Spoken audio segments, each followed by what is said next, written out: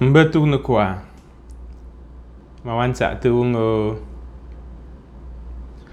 manuso Godfrey Nji Tamu aka Nji Forotu.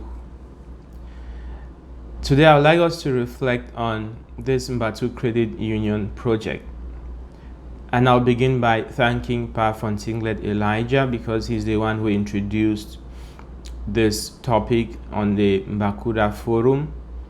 And it is this topic that created a momentum that we now enjoy in the Mbakuda Global Forum. So once more, Pa Fontinglet, thank you very much.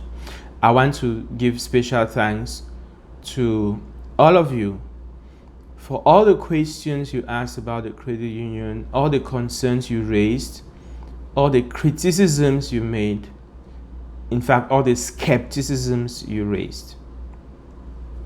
Because this led us to create the Mbatu Revamping Working Group.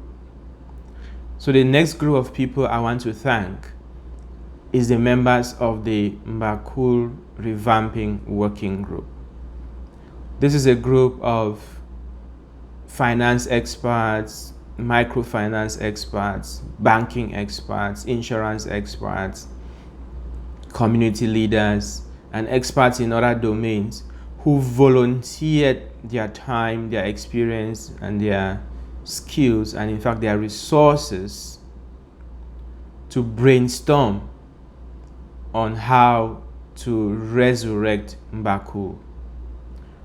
Don't get me wrong, Mbatu is not dead, but Mbatu is struggling, and right now Mbatu is not one of those landmarks that has the name Mbatu on it that makes Mbatu people proud, as it should be. So when we say we are revamping Mbatu, what we mean is that we want to move Mbatu from where it is now to where we want it to be. The news I have for Mbatu people is that this Mbatu Revamping Committee has done an incredible job. There is something in business and project management which we call root cause analysis. That in order for you to know where you are going, you have to first know where you are. In other words, for us to be able to have a credit union we can be proud of, we first needed to go back and examine the root cause of the crisis that Mbatu has been facing. And here is my summary of it. When the concept of credit unions was just introduced in Cameroon, as usual, Mbatu people were one of the first to embrace it.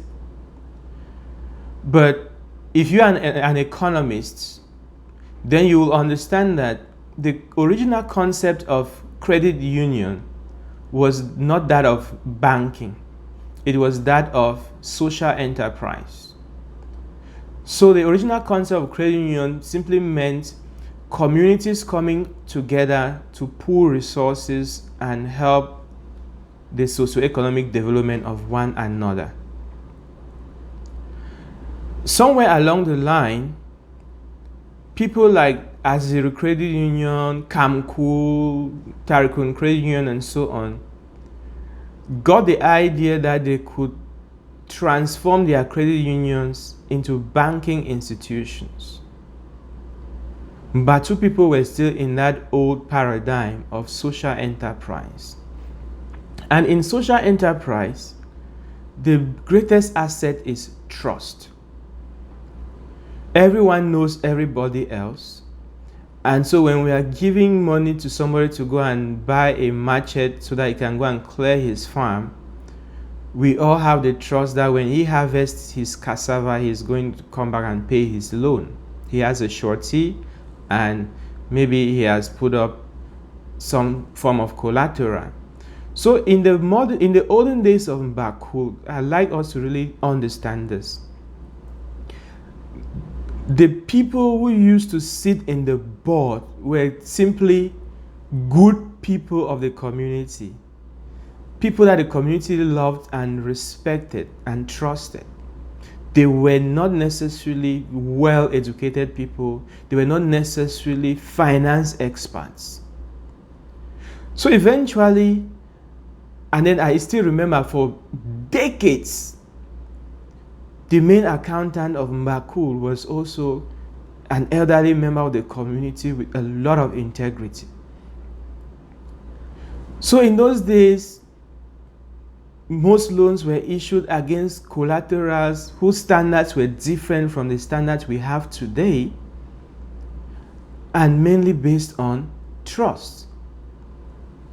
And indeed, many people were repaying their loans. Then came a time when we had a new accounting team. We had a new management team. And so the issue of embezzlement came in because some young, smart brain with a university education knew how to cook books and trick the board that was not finance experts. And that is how we found ourselves now with a double jeopardy of both embezzlement and outstanding loans. Of course, when you're sitting somewhere where you have an easy way of stealing money, cooking books, and fooling the board, that money makes you so comfortable that you don't even have enough time to invest in loan recoveries. So I don't like us to have that impression that Mbatu people are wicked, they are bad, they don't like to repay loans. There was a time when loan recovery efforts were minimal because the team in place was not aggressive enough as the previous teams. So I believe that the outstanding loans we now have in Mbatu, we can get people to pay those loans.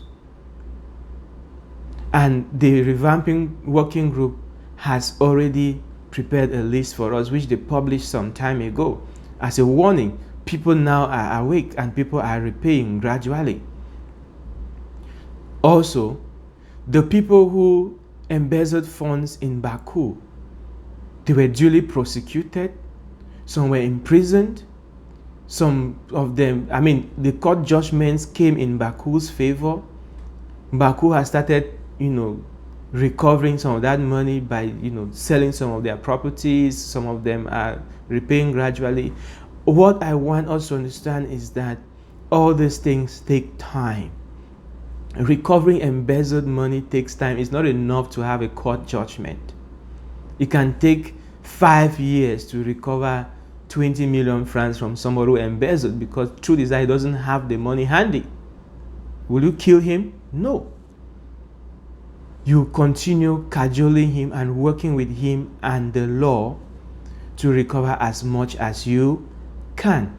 Same thing with people who took loans in those days, maybe to buy taxis and engine saws and carpentry equipment and whatever. These were simple business arrangements, knowing that, okay, this business is going to repay this loan, and then eventually things did not go as planned. Or, what do? You work with those people to help them repay their loans gradually. So the fact that we know who is owing Mbatu, the fact that we have a Mbatu that is committed to its members, means that we are optimistic that we are going to recover at least a good proportion of what is out there. What is unrealistic is the expectation that we will have it today or tomorrow. There is no finance institution on earth. Start from the World Bank itself. Go down to Bank of America. Go down to UBA in Cameroon. There is no finance institution on earth that does not have similar problems. The difference is that they have management systems that minimize these problems and manage these problems. And that is where Mbatu has been lacking. But now we understand why Mbatu has been lacking. Because in the early days of Mbatu, it was enough to pick somebody of integrity in the community and put him or her in the board and think that everything was fine. No. While other credit unions were advancing as banking institutions, Mbatu was still there functioning like a village jangi. So now we find ourselves on the same platform, on the same Rekukam platform, like giants, like Tarikon Credit Union, companies that have billions in turnover with the same license that we have, but we are not understanding what's happening. Why? Because when they were being smart, we were sleeping. But we call ourselves Mbatu people, Mbatu, the people with heads. So if we decide to wake up from sleep, we can overtake those people. I have no doubt about it. And so, how do we wake up from sleep? The working group has done their root cause analysis. We have understood what went wrong. We have worked with Rekukam. We've struck a deal with Rekukam. And now we need to raise some capital into a revamping fund that Rekukam is prepared to match. A revamping fund simply means, okay, how much money do we need to create enough liquidity for Mbatu to continue functioning normally while solving its problems and continue growing? So the deal with Rekukam is that if Mbatu people can raise some money into that revamping fund, then Rekukam will match that fund and help us manage it. So you're not doing a donation, you're not doing charity. The money is your money, which eventually can be converted into your members' shares and savings. But it's not like you're throwing money into Mbatu so that Mbatu can use it to pay their debts and then continue asking for money. No, it's like an escrow account that is going to be used specifically for this reform process that we're looking at. So the working group has engaged Rekukam.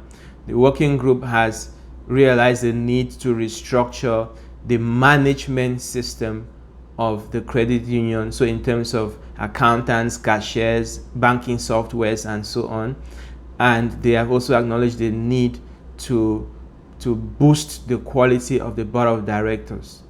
So all of this are processes that have to take place through an elective assembly. And this is the point. You don't take decisions in a credit union except by voting, and you cannot vote in a credit union if you're not a member. Therefore, this is the time to test that Mbatu spirit in you. All this while, have you just been talking for talking's sake, or you actually committed to restore the pride of Mbatu through Mbakul? When we are building landmarks in Mbatu, it's not necessarily because it's going to contribute something to your pocket. When we were investing in people like Pananga, Pa Amuntu, Pangwa, all of the elites in those days, Professor Chumbo and so on, when they were, giving us the gift of GBHS Mbatu, it was not because their children needed to go to school there. It was not because they themselves needed to go to school there. It was because it was a landmark in Mbatu, and it still is. When Pamubang and Pananga and Co.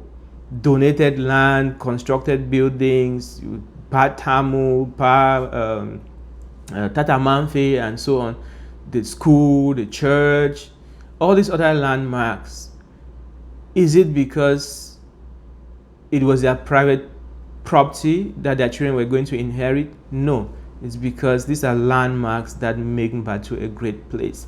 So I invite all of us to stop thinking about our self-interest alone. Think about the good you can do through this institution. This is a microfinance license we are talking about that we can use to create financial instruments that will create wealth in Mbatu. Well, that will significantly change the lives of ordinary people in Mbatu. Young people who are idling around are supposed to be running businesses that are financed by a properly organized entrepreneurship loan scheme. Why don't we have such a system in our credit union? Because we were not thinking about it before. Why are we crumbling simply because people have not paid loans or because somebody embezzled some money? Mbatu does not have assets. Why don't we have assets? Because we were not thinking about it. So now that we have the caliber of people that we have in Mbatu, now that we have the level of interest that we have in Mbatu, now that finance laws have changed and the world has become a global village, there are 1,001 things that we can use this Mbatu license to do that will affect both people in the diaspora and people back home. So look at Mbatu as a bridge between the past and the future, between the diaspora and the home-based people, between the rich and the poor. When we come together as a community, we transform one another. And that is what Mbatu is about. So I invite you, please create your account in Mbatu, become a member of Mbatu. It is your membership that gives you the voice to make the change that you want to see. If you sit on the fence and you're criticizing Mbatu, you're making a fool of yourself, because Mbatu is Mbatu and you are Mbatu. If you're running Mbatu down, you're running yourself down. So what smart people would do, people who are actually Mbatu, what they would do is that they will never waste an opportunity to lift up the name Mbatu, because in doing so, they are lifting up themselves. And right now, Mbatu is one of those instruments that we can use to restore the pride of Mbatu and then work within it, within the limits of the law and the opportunities created by the global economy, to see ways in which we can create tangible wealth for Mbatu people. Gone are the days when credit union was just about savings and loans and interest and dividends. There are 1,001 things we can do with that Mbatu. But first, we need it to be functional, and we need members. We need all hands on deck to transform this credit union and turn it into a monument that contributes towards the greatness of Mbatu. Thank you for your kind attention. Thank you for taking action today.